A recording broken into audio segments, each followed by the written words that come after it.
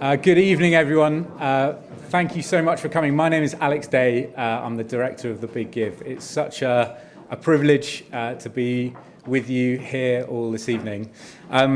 We were very much hoping that the Chancellor would be able to join us this evening, but as you may have seen on the news, there's been some other business to take care of. But we're extremely grateful that Susan Hammond can join us this evening. So, Susan, thank you for having us and for hosting us this evening. At the heart of The Big Give is a fundamental belief that people are good and people want to do good things. And that's what The Big Give is ultimately all about. It's helping people do good things. And the way that we do that is to match fund donations in campaigns, which we run on our website, and to inspire people to give through match funding. It's an incredible formula that's proven to get more people giving and to get people giving more. In the room tonight, we have a mix of some of the very generous match funders that we work with, some of the incredible charities that we support, and friends and acquaintances of the organisation. So you're all very welcome to be here. We're here to celebrate 10 years of the Christmas Challenge campaign and hitting quite a significant milestone, which Susan will tell you a little bit more about. We're going to have a few short speeches before we let you get back to the drinks and the conversation. But it's my pleasure to introduce Susan Hammond.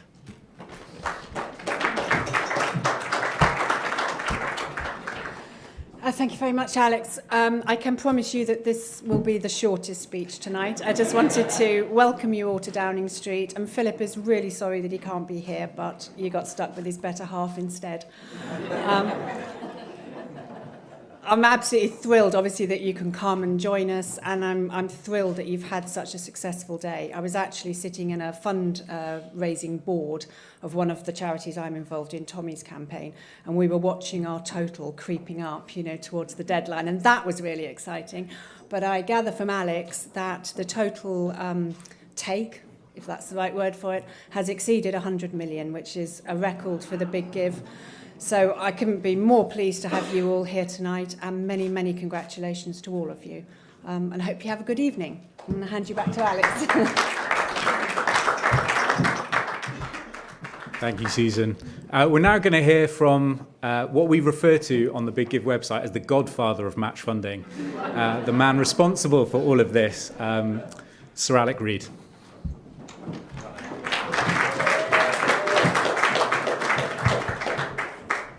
The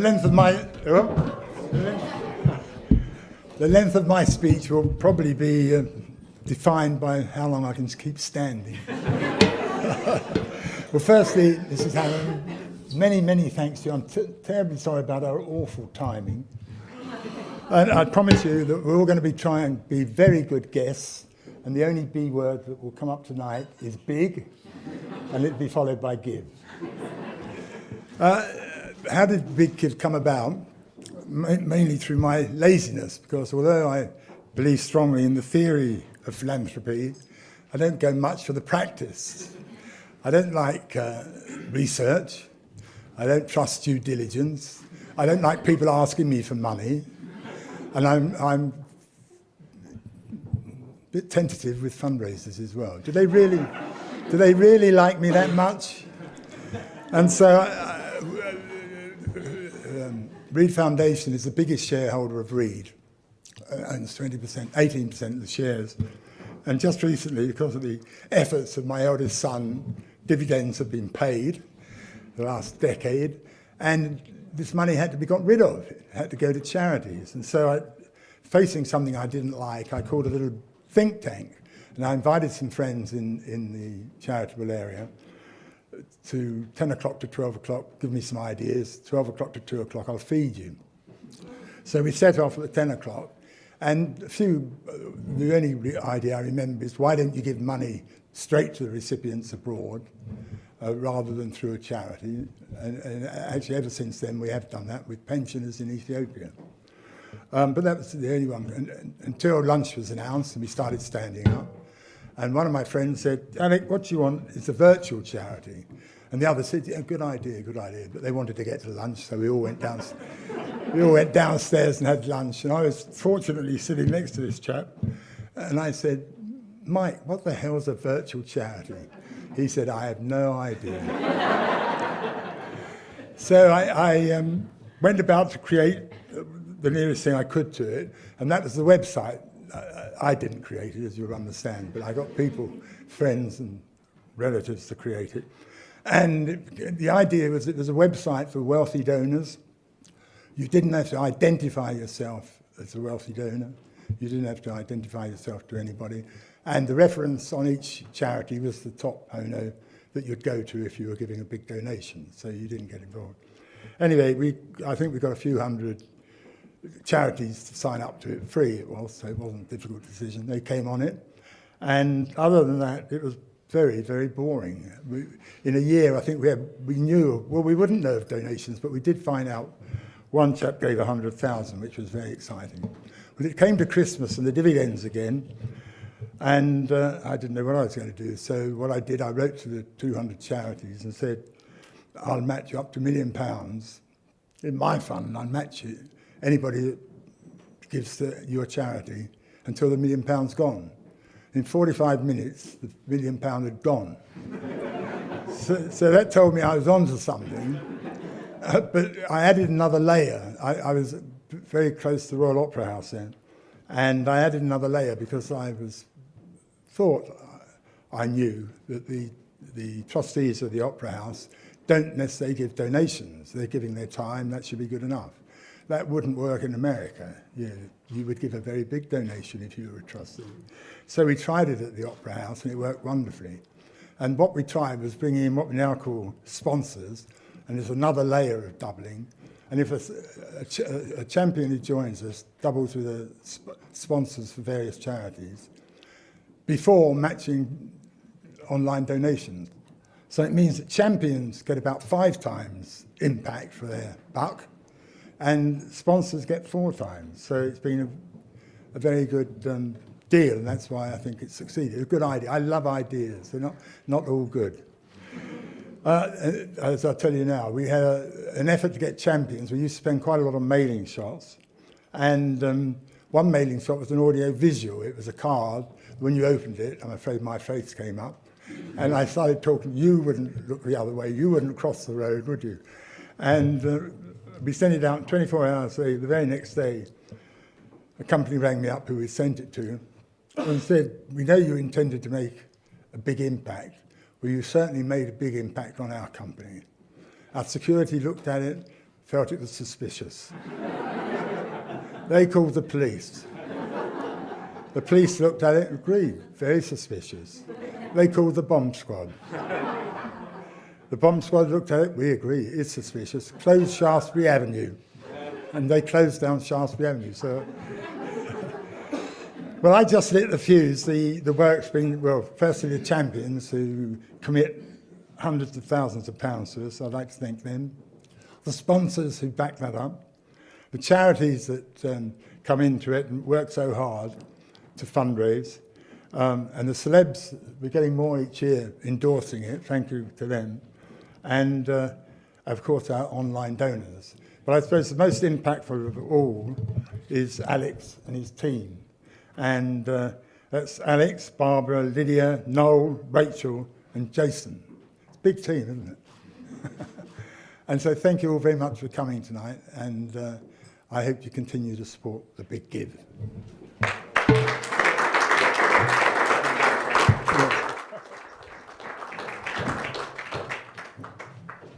We're now really honoured to hear from 2 of the charities that are supported by The Big Give. Firstly, Roisin McBrinn from Clean Break, who's going to be followed by Alex Smith from the Cares family. Roisin. Thank you, Alex.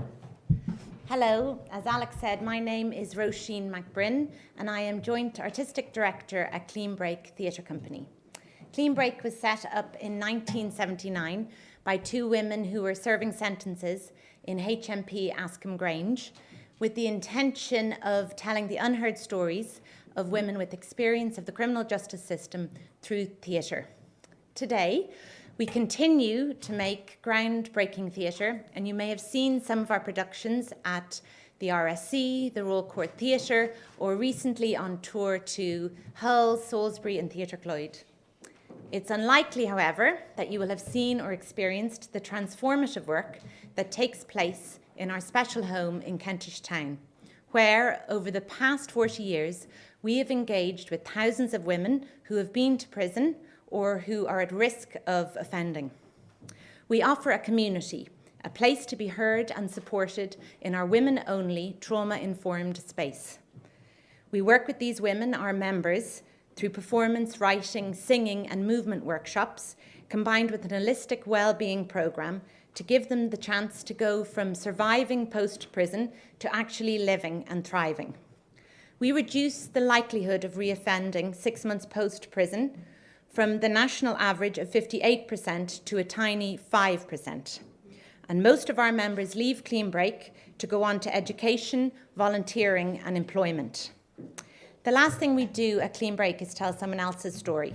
We fundamentally believe that giving voice is central to the solution. But one of our members this evening, Jennifer Joseph, has given me permission to let you in on a little bit of her Clean Break journey.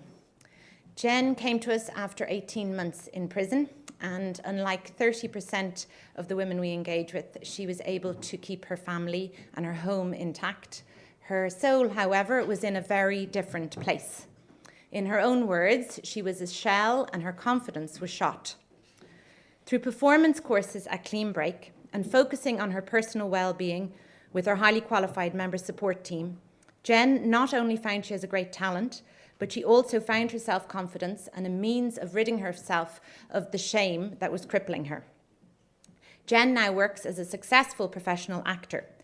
In fact, she'll be performing in our forthcoming production at the Royal Court Theatre in February. Tickets are now on sale. She is also a trustee of our sister charity, Women in Prison, and it goes without saying that we're incredibly proud of Jen and all of our members, but in fact, it's all that we feel on a day-to-day basis because of what they achieve against huge adversity, frequently including poverty, domestic violence, and childhood abuse. Our involvement with the Big Give Christmas Challenge has been an absolute game changer at Clean Break. We have been involved since 2014, and in that time we have raised over £100,000 together. This has gone towards our members' programme and the bespoke health and well-being offer we create for them. This year, as of 12 noon today, we successfully raised £33,808. That money will go towards national touring of our show Sweatbox, which is set in a prison van and highlights the specific fears and pressures of women as they transition from court to prison, and it will make that a reality for audiences up and down the country. We would like to thank this evening especially our matched funders, the Reed Foundation UK, and all our very generous pledgers and donors. The impact of these funds matter hugely, of course, but what we hadn't expected is that through working with the Big Give, we have fundamentally changed our approach to fundraising and how we see individuals as part of our donor base. The Big Give has given us the chance and the confidence to ask. It has introduced us to networks that we would never have had access to, and it is thanks to what we have learned from our annual collaboration that Clean Break is launching a tiered donor scheme in January, and I am pleased to share that applications for our first philanthropy manager closed today. Without this amazing initiative, these funds and shifts would never have come to Clean Break. At the core of Clean Break is a commitment to and a fundamental belief in the power of community. We know that the hubs we create in women's prison, the community of women artists that we engage with, and especially the peer power evident in our special home in Kentish Town really make a difference. For us, the Big Give is an extension of this, a moment when individuals come together to make a difference, to have an impact, to form a community, a moment when strength in numbers alters something. It's how change happens. From all of us at Clean Break, thank you, Big Give.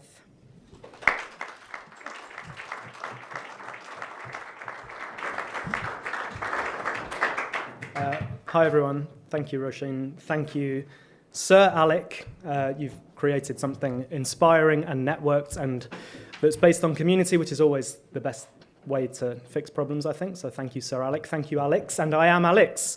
So we obviously, there's something going on in the commonality of this name here. Downing Street at Christmas in London. What an exciting, amazing place to be. Probably the only more exciting thing is the ringing of the bell in our office every time we raise another £10, which has actually become £25, not just because of the match donations, but also because of the gift aid that you got and the intensity and the energy of being on the inside of a charity during a week like this last week is actually really inspiring. You get to see money come into your organisation in real time. And then you get to see it go out of your organisation and change lives in real time. And that's actually a really inspiring thing. And even when you are as, kind of tired, exhausted as at this time of year, as I'm sure anyone who's working in the charity organisations who are here tonight are. So Downing Street at Christmas is amazing. Cities generally are amazing. Big cities are the most amazing places in the world. They change, they move, they're dynamic, they're full of people from all over the world, hotbeds of culture and innovation. But they're also lonely. And they're anonymous, and they're isolating. I came here today on my way to work this morning. I bought a coffee from a machine. I didn't say hello to anybody. I tapped my Oyster card onto a machine. I didn't say hello to the bus driver. I had my earphones in my ears. I didn't look up at anybody on the tube when I was on the tube, and nobody looked up at me. And what surprises a lot of people is that in that context of the most amazing globalization, gentrification, housing booms, digitization, transience of these amazing big cities, it makes sense that older people who have lived in those communities for 80 or 90 years and derived so much of their identity and their belonging and their community from that place, it makes sense that they may feel a bit left behind by that. It doesn't always make sense, or people don't always interpret that actually if you're a young professional, one of those transient people arriving into those communities and changing that community just by virtue of your being there, and that you're commuting to hang out at work in big, tall glass buildings with your iPhone headphones in your ear the whole time, not looking at anyone on the tube, hanging out with other people at work who are just like you, going to the gym with other people who are just like you, going to the pub with other people who are just like you, and far away from your own parents and grandparents, that you too might be lonely. So London and all big cities can be very lonely and anonymous places, but it surprises people that people over the age of 80 and people in their 20s and 30s are actually the two loneliest age groups in the UK. And that matters because, well, loneliness kills. It's as bad for your health as smoking 15 cigarettes a day. It brings on strokes and heart attacks and depression and dementia. If you have a heart attack, there are two things that are most likely to keep you alive. Number one, not smoking. And number two, having relationships that mean something to you. And so, in that context, where sometimes we all feel lonely, right? It's a natural human emotion. But in this rapidly changing world, I think the most important thing about loneliness is that it's leading. Our society has prioritized what's important over what's efficient, and it's leading us all to, through the tapping our Oyster cards and commuting to work, to withdraw from one another. And so I also think that there's something to be said about the polarization that is evident maybe in some of that B word that is even more insidious than loneliness itself. So the Cares family, what do? North London Cares, South London Cares, and Manchester Cares and Liverpool Cares brings those two groups together. Older people who are rooted or who have deep roots in a community but very few connections. And young professionals who have hundreds of connections but often no roots in their communities. And we get them to share time, laughter, and new experiences through 4 core programs, including social clubs, which are dance parties, new technology workshops, back-to-work business visits where the young people invite their older neighbours in to see what it's like to run a modern business, choirs, desert island disc nights, boxing nights, World Cup parties, Diwali parties, Christmas parties at this time of year, all sorts of social clubs. Second program we run is called Love Your Neighbour. It's like a traditional old befriending service, but we don't call it befriending because the young people get as much out of it as the older people. This is not a service or a transaction that's given to the older people.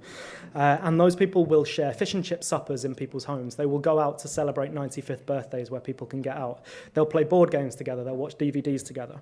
Third program is outreach. And this is how we find the older people. We knock on people's doors. Isolation by definition is quite hard to find. So we go and knock on people's doors. We speak to people at bus stops. We speak to people in GP surgeries. We speak to old men who may be nursing a pint at this time of year, sitting for hours and hours on end in a pub, and we bring them into our community. And this works. 76% of the people who are part of the CARES family, of which there are now 5,000 young people and 5,000 older people across the country, 76% of those say that their isolation and loneliness has been reduced. The older people say that they feel closer to their community. The younger people say exactly the same thing. And even more than that, one of the things that is maybe a little bit more intangible that I think means even more, especially in that context of us all withdrawing from one another, is that people feel like they are part of something bigger than themselves and the day-to-day mundanity of their lives. So people feel happier and that they've got more people that they can rely on. I had this idea 7 years ago, and it wasn't until 4 years ago when we became part of the Big Give that we really figured out how to fund this idea. So we've now been part of the Big Give for 3 consecutive years. In the first year, we turned £5,000 into £10,000. In the second year, we turned £10,000 into £20,000. In the third year, we turned another £10,000 into another £20,000. And next year, because we've grown and built Manchester Cares and Liverpool Cares, and we're thinking of building East London Cares, we think we'll turn at least 20, presuming we're allowed to be part of it, by the way. This is my pitch, right, to being part of it next year. We think we'll be able to turn £20,000 to £30,000 into £40,000 to £60,000. And that makes a big difference, not only because of the money every time that bell dings and the excitement that I've already described, but also because we've learned that, as I said before, the power of networks and the power of community is, this is how we live our values, right? We don't want to go to a commission or to government and say, people are lonely in communities and it's your job to fix it. The thing that inspires me most is when people don't wait for big government, big business, or big charities to fix a problem that they can see right in front of their eyes. But they come together and they do something which enables them to become more than the sum of their parts, and that is an exact microcosm of what the Big Give is. So take this for example.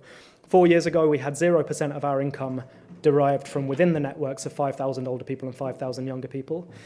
The following year, when we were first part of the Big Give, we had 17% of our income come from within those networks. The year after that, we had 35% of our income coming from within those networks. Now we have about 50%, even as the pie as a whole has grown enormously. So I just think that in this kind of age of division and us all withdrawing from one another and spending more time on our phones, it's inspiring to see so many people who are here, who are networking with one another, who are meeting some of the other charities, because that, I think, is the way that we're going to fix not just loneliness or, women being in prisons are often there because they don't have communities of their own and they feel isolated, and that is therefore a gateway issue into crime and abuse and addiction and so many of our other societal ills. And the way that we fix that problem of isolation being a gateway issue is through community. So this is a beautiful example of that. Thank you for having me, and thank you. Thank you both. That was really great. The final speech between you and another glass of bubbly is James Reed, one of the Big Give trustees and chair of the Reed Group. James.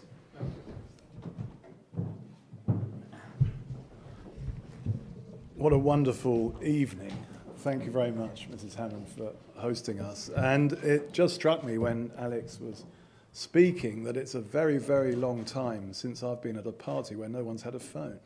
And it's actually pretty good. I think we should do it more often. But I couldn't resist putting my phone as I got here early in the little box that had 007 on it. So I thought I may as well enjoy it. As I was, thank you. I'd like to thank Roisin and Alex for that. It's really nice to hear where the money's going and how it's being used. And it was really inspiring to hear what you were saying. And I got a message today from another charity. There were 589 different charities, good causes, raising money through this year's Christmas challenge. And I got a message today from one that's close to my heart because 30 years ago I worked as a fundraiser and then an aid worker in Afghanistan. And I got a message today from Dr. Sarah Fain, who runs a charity called Afghan Connection. And she was really, really pleased that she'd raised the whole amount that they were trying to raise through the Big Give Christmas Challenge. And she was writing to thank us. And she said that she, because of this, was going to be able to build a girls' school in northern Afghanistan for the education of 500 girls. And, we've been talking about projects in the UK, but this is, a long way away from here. And I was very moved by that. And she said, since the Big Give started, we've built 4 schools in Afghanistan for girls, and we want to build more. So that's just another example to add to the 2 that you've heard. I also thought, as I came here this evening, I walked past the Treasury, and HM Revenue and Customs, and I nearly knocked on the wrong door, I'm sorry, by the Christmas tree, and then I realised and came into number 11 that, we're in the right place, because it says fundraising and funding 7 times behind me here, but there is no better fundraiser than HM Treasury. They are without equal when it comes to fundraising. So I feel that we're in the mothership of fundraising here at number 11, and I'm very, very grateful for your encouragement and support. So thank you very much for that. And also we should stress for the gift aid that we all got back when we made our donation. So thank you to HM Treasury for that too. Now, I'm conscious that we haven't told you how much, some of you might have looked, but we haven't told you how much has been raised in the Christmas Challenge this year. And it's been a record. It's been a good week for the Big Give. And I'm going to tell you how much was raised. It was £336,636. So well done, everyone. Thank you. It's an incredible number. Two things I'd say about that number. I went to visit Alex and his team yesterday in the office in Covent Garden, and we were doing a little sweepstake of where we thought we'd end up for the appeal. And the target privately was 12 million. I said, I think we'll do about 12.3. This was about 11:30 yesterday, so I was more than $1 million out, I'm pleased to say. The other thing about that number, 13,336,636, is you'll recognise there are a lot of 3s and there are a lot of 6s in the number. And I think that's significant because it's significant that there are only 6 people who work for the Big Give, which I think is remarkable. They do an incredible job, and I think we should applaud them for that. Thank you to the team. And I think there are really 3 key ingredients, and they're all represented in this room. One is our incredibly generous champion funders, the philanthropists, the foundations, the corporations that have come and put in 6-figure sums consistently over the last decade to build up the match fund. The other is the very dynamic charities that have seen this as an opportunity to participate.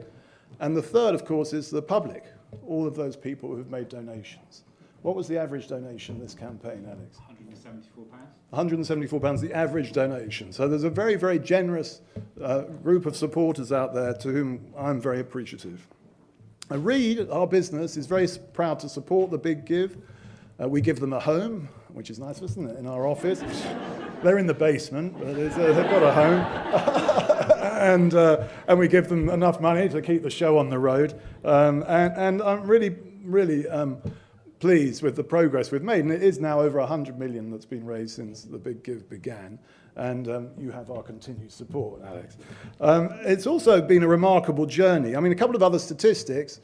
We've supported 3,966 charities since we started the Christmas Challenge a decade ago. And we've received 256,998 donations, 256,998 separate donations. So we've built this, I would call it a generosity engine, multiplier, that is working well. It was mentioned by Sir Alec that a philanthropist who becomes a champion can expect their pound donation to become 5. I was talking to one earlier who said he'd got 6.8 back in return, so it's 5 or more. That means it is very much a generosity multiplier, and I think a way that generous philanthropists can leverage their giving power. And it's also supported by great technology. So this virtual charity that began that decade ago is now supported by great technology, and we're reinvesting in new technology. So this spring, and I think it's important to say this, we're going to be able to run multiple campaigns at the same time. So if your charity wants to run its own campaign, we'll be able to do that for you. And I would urge you to think about that. It's interesting, though, that since we began a decade ago, there have only been 29 champions. So you think 29 individuals or foundations have managed to raise between them, or stimulate the raising between them of £112 million. That's pretty staggering. So I would urge you, if you know of others who'd like to participate as champions, to invite them to join us, and we'd love to have a conversation with them about that. So lastly, one ambition we have is this first decade is something we're very proud of, but we'd like to raise a lot more money for a lot more good causes in the future. We have a big goal of £1 billion to raise. We're going to be investing in the technology to do that. But I would ask you, if you know of philanthropists who would like to get involved, please ask them to come and talk to us. If you know of charities that would like to get involved, we'd love to support them. And if you would just go out from here and spread the word that would be wonderful too. So thank you all very much for coming this evening. Thank you for hosting us. And Merry Christmas, everyone. We have a time for another drink. Thank you very much. Thank you. Well done, Alex.